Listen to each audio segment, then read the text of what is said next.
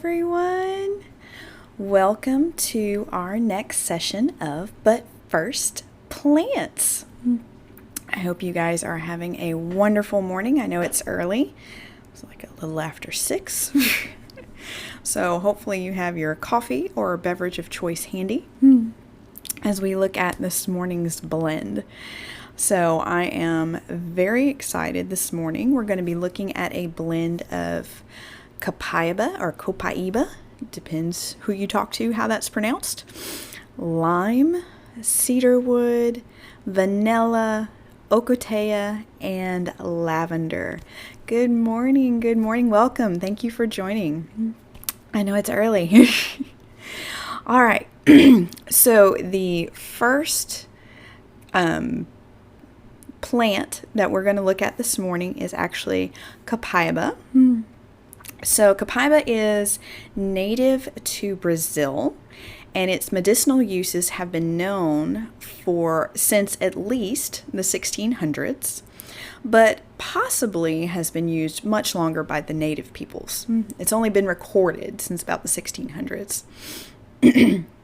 However, healers in the Amazon have used Copaiba resin for all types of pain and inflammatory disorders, both internal, so things like stomach ulcers, and external, so for things like skin disorders and insect bites. So it's been used for all those kinds of things. In traditional Peruvian medicine, they mix the resin of Copaiba with honey for sore throats. It's also used in the treatment of urinary problems, stomach ulcers, syphilis, tetanus, bronchitis, and tuberculosis. I thought that was fascinating. But it has been a very popular home remedy in Brazil for sore throats and tonsillitis.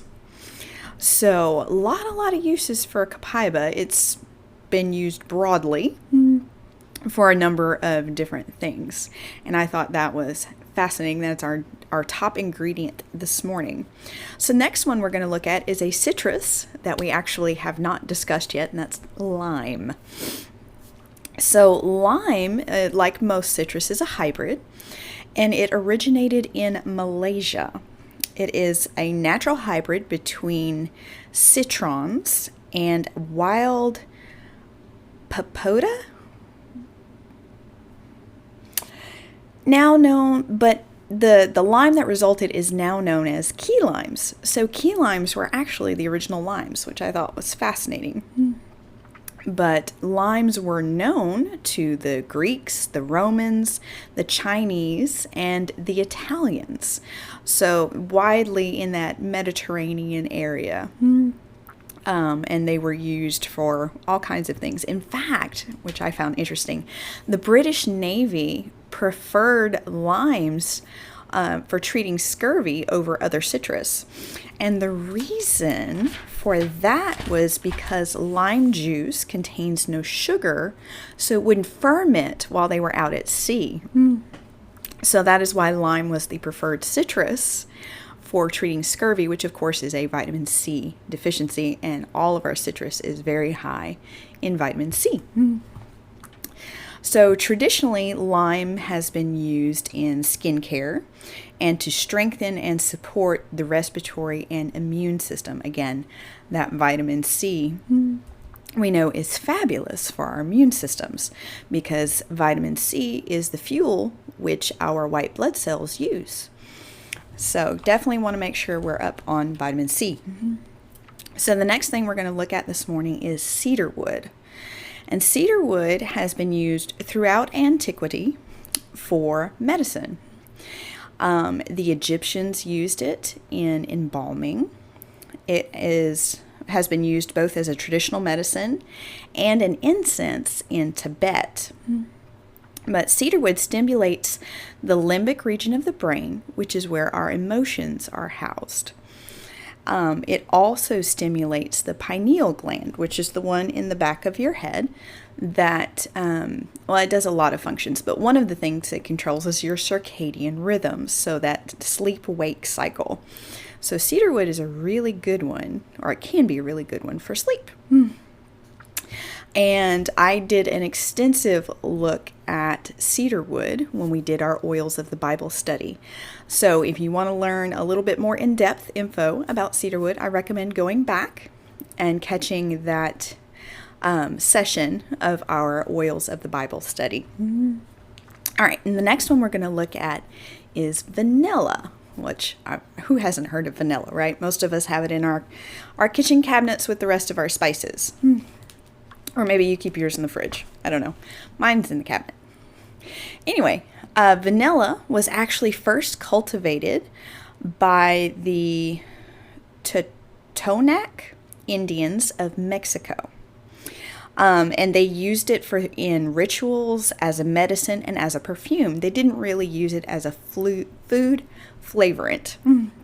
They used it for other things. However, when the Aztecs conquered that people, they started adding it to chocolate to make their drink that was very well known at the time called chocolatl. So that's where it was first added to a beverage. And I think it was Cortez discovered that and brought it back to Europe, and it was beloved by the nobility and pretty much kept for the aristocracy.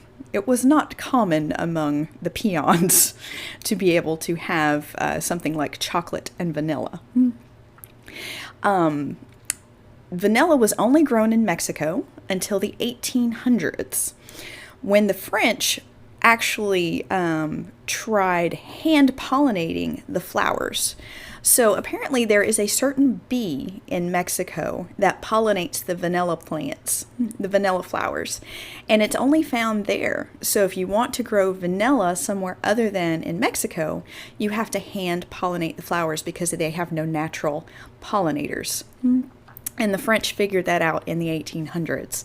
And now I want to say, I didn't write it down, Madagascar, I believe, is the biggest producer of vanilla in the world, which is pretty crazy. But vanilla essential oil, which is a little bit different, was first made by Young Living. It has the highest known oil in vanillin, of course, which is the main constituent of vanilla oil. And vanillin is known for numbing stress and for numbing food cravings, which I thought was fascinating. I didn't know that. And then the next one we're going to look at is Ocotea, which is native to the Amazon. It is commonly referred to as a false cinnamon by the natives. And its historical use dates back 500 years, where it was used to aromatize sweets and cakes. So it's kind of I guess, a desserty thing. However, if you smell Ocotea, it doesn't smell anything like cinnamon. So if you remember in our Oils of the Bible study, we talked about cassia and how it's a relative to cinnamon. It smells very similar. Ocotea does not. So I'm not sure why they call it a false cinnamon. It is related to a cinnamon, so maybe it kind of looks like cinnamon, but it doesn't smell like cinnamon at all. And then the last one we're going to look at is lavender. And lavender, of course, has its own entire video. So I recommend going back and catching that. But lavender, of course, is very relaxing. That is one of the things it is known for. And if you're wondering what you get when you put all of these constituents together, you get this lovely little bottle called Stress Away.